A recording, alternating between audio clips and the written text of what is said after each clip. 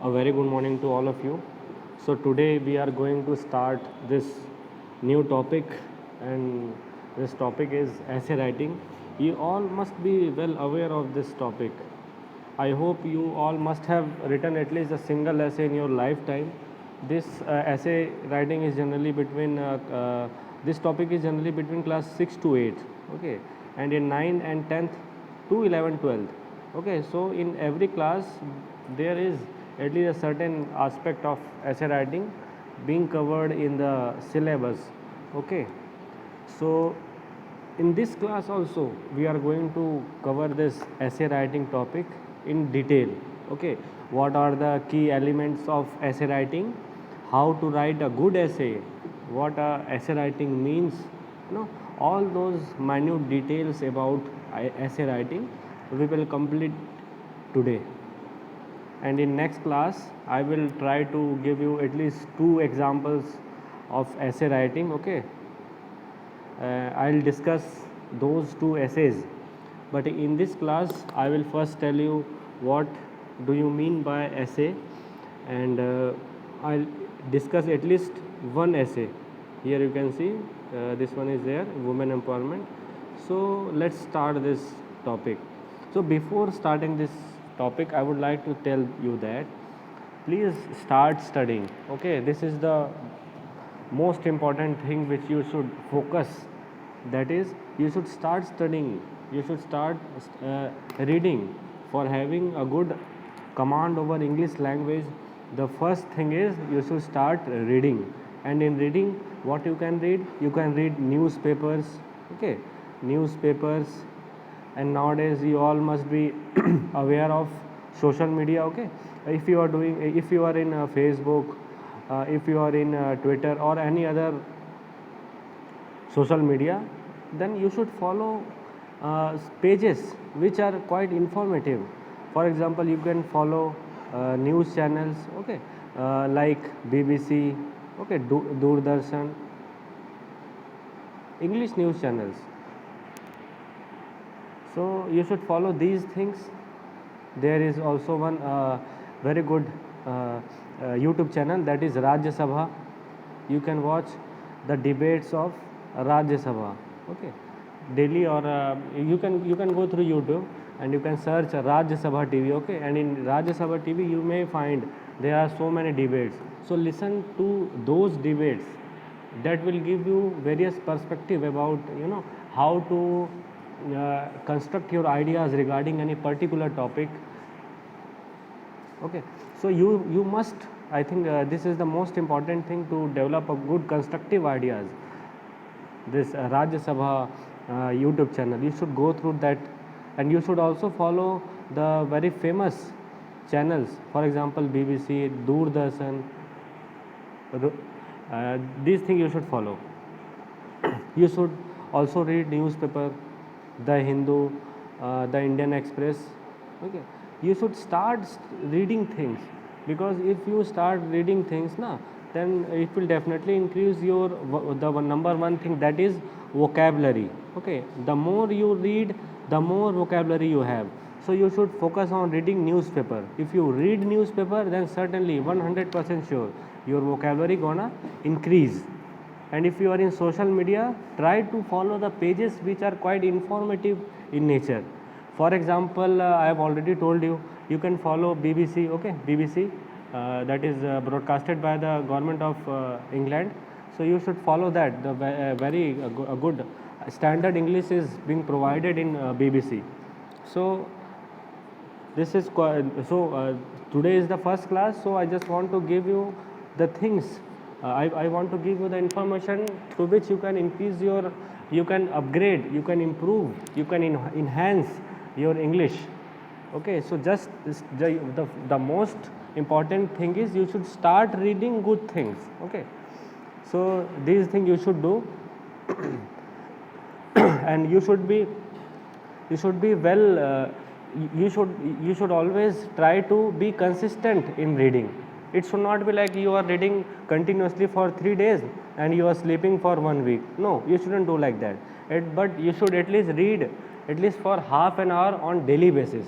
If you are reading continuously for half an hour on daily basis. That means you should read at least something on daily basis. You should not leave it. Okay, so you should focus on these things. Now secondly, you should to have a good motivation about reading, you should read something of your choice. Okay, for example, if you are a cricket fan, or you are a tennis fan, or you are following the various schemes of government. For example, you are studying in this Swami Atmanand scheme of English medium school. Okay, so if you are interested in knowing things which actually is your hobby, something related to your hobby.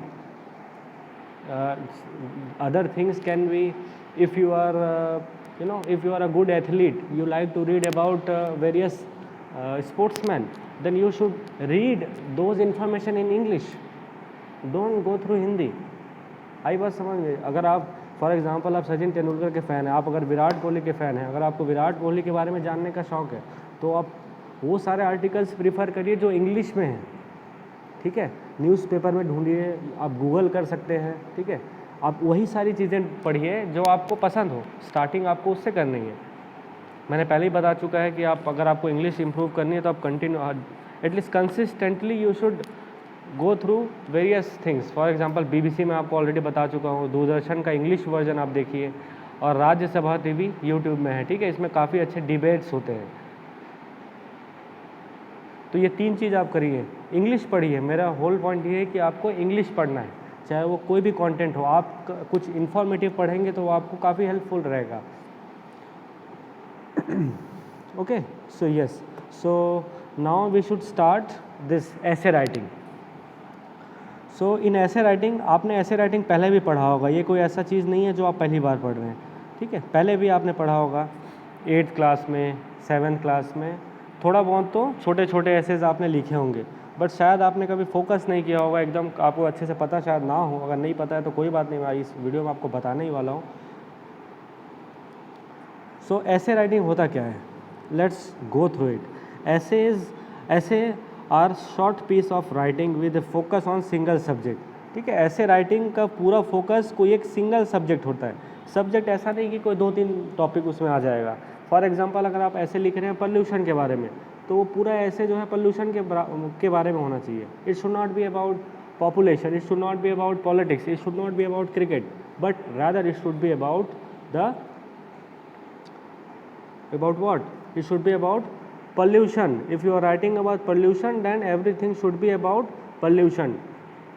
So an essay is a piece of writing which is focused on a single subject. The subject of the whole essay should be single subject. If you are writing about pollution, you should write about pollution. If you are writing about clean environment, you should write everything related to clean environment. You should make all those arguments which should ultimately go through your target of clean environment. Okay, it start with introduction of the subject. अब सबसे important चीज़ क्या है, अगर आप ऐसे लिख रहे हैं तो उसमें सबसे पहले क्या होता है कि इंट्रोडक्शन होता है. स्टार्टिंग में तो टाइटल होता है, ऑब्वियसली आप टाइटल तो आपको लिखना ही पड़ेगा ऐसे का. उसके बाद क्या लिखते हैं, इंट्रोडक्शन लिखते हैं. ठीक है, सबसे इम्पॉर्टेंट है इंट्रोडक्शन. अगर आप डायरेक्टली आप स्टार्ट नहीं कर देंगे ऐसे को, यू शुड राइट इंट्रोडक्शन. ऐसे में सबसे पहले हम इंट्रोडक्शन लिखते हैं, फॉलोड बाय मिडल और body in which the author gives us argument as per his understanding of the subject. Okay,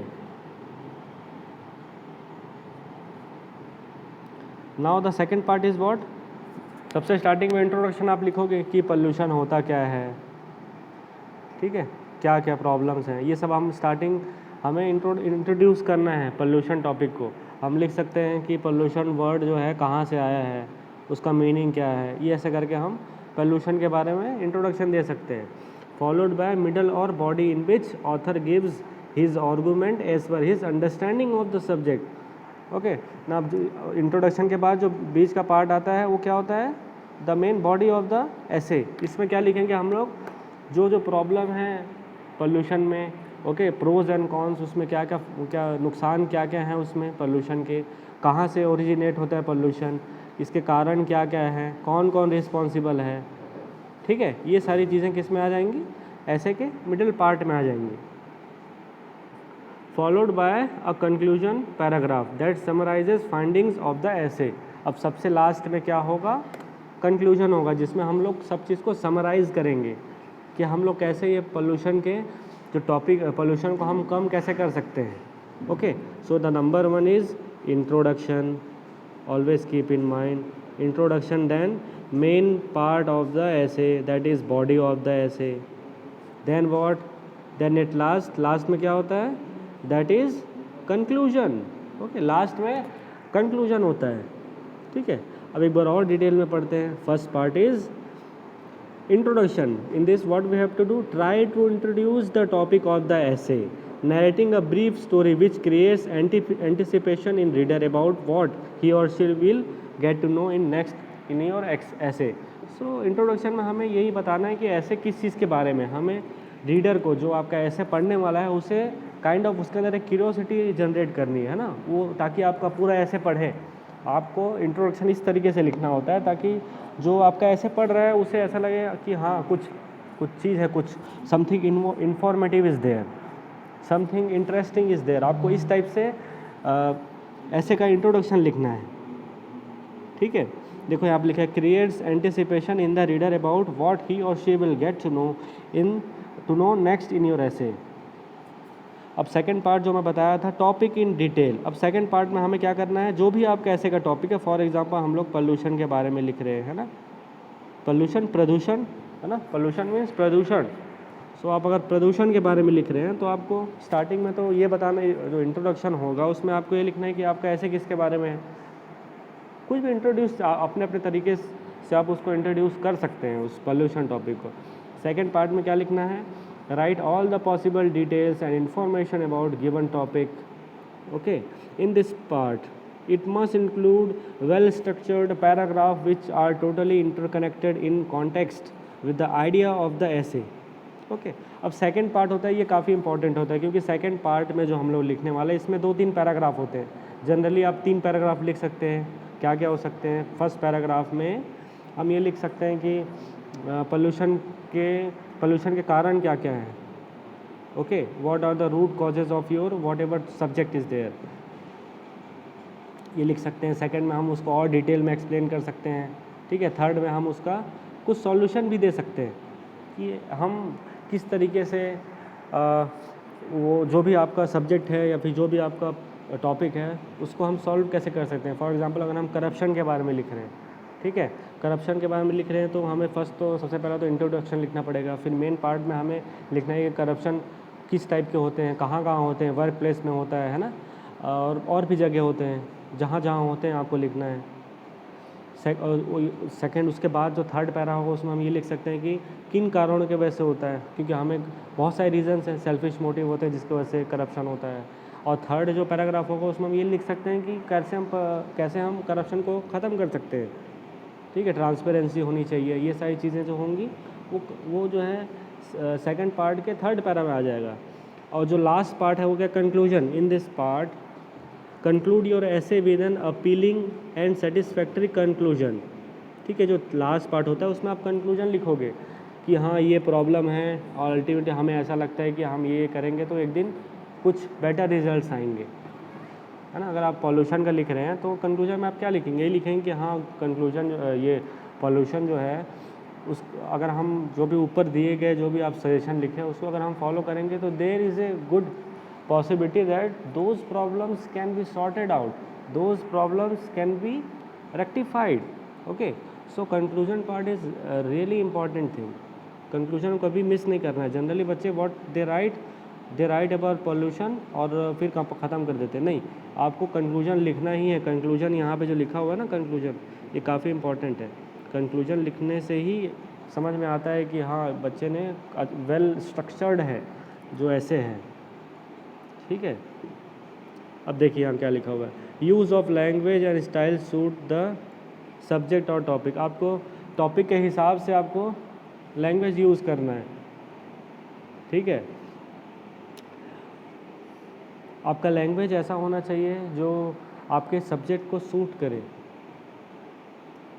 for example if you are writing about you are writing about corruption, ठीक है। अब इसमें language कैसा होगा, आप language ऐसा होना चाहिए कि it should be very direct one.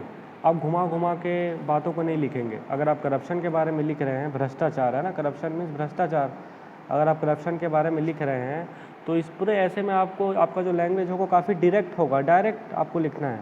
बातों को घुमा घुमा के वही भी सेंटेंस को 2-3 बार ऐसे लिख के करते हैं। No, you don't have to do that, but you have to write quite directly. While writing the essay include new paragraph for each information, ठीक है। इसमें वही बात आ गई, अगर आप कोई भी इन्फॉर्मेशन लिख रहे हैं, ठीक है, फॉर एग्जांपल जैसे करप्शन ही काफ़ी अच्छा एग्जांपल है। अगर आप करप्शन इन वर्क प्लेस लिख रहे हो, ठीक है, जहाँ पे ऑफिस है, अगर वहाँ पे अगर आप करप्शन के बारे में लिख रहे हैं तो वो सारे इन्फॉर्मेशन को आप एक पैरा में लिख दीजिए। और अगर आप लिख रहे हैं corruption in some other place, okay, उसको आप अलग पैरा में लिख दीजिए। तो इस तरीके के तरीके आपको यूज़ करना है, ठीक है। ऐसा नहीं कि सबको एक में मिक्स कर दिए। यूज़ ऑफ ईडियम्स और poem wherever possible to make it attractive and engaging, ठीक है। आपको ईडियम्स यूज़ करने हैं, ठीक है। कहावतें और मुहावरे जो होते हैं ना, आप उनको भी यूज़ कर सकते हो, इससे आपका ऐसे काफ़ी अट्रैक्टिव लगता है, ठीक है, पढ़ के बहुत अच्छा लगता है। जैसे कि अगर आप करप्शन लिख के बारे में अगर आप लिख रहे हैं, यहाँ पे आप लिख सकते हैं honesty is the best policy, है ना, सबसे very famous line is this, honesty is the best policy, you can write that. You can also write various quotes of Mahatma Gandhi. You can write various quotes of various famous personalities who are telling their opinion about honesty.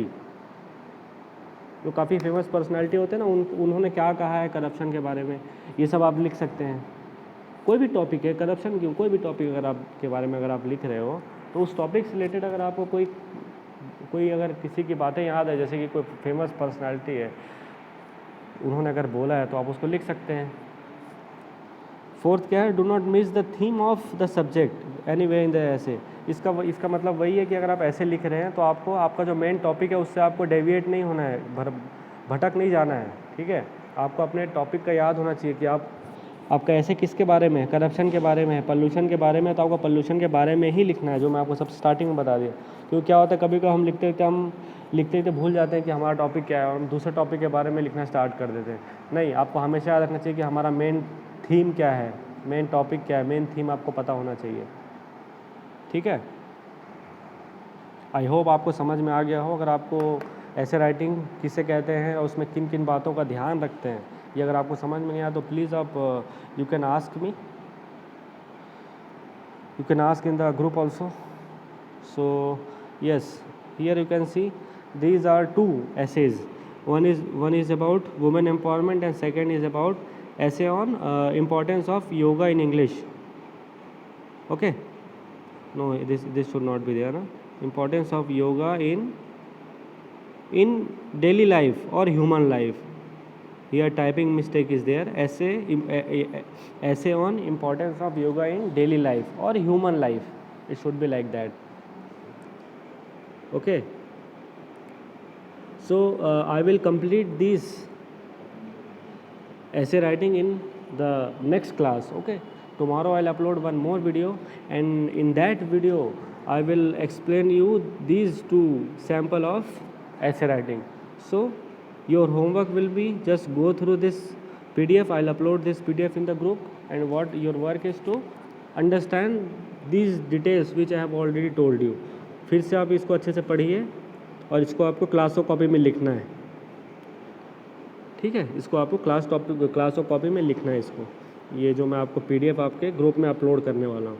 So be attentive, watch the videos daily, and if you have any doubt you can ask me in through WhatsApp, you can ask me. Okay, thank you.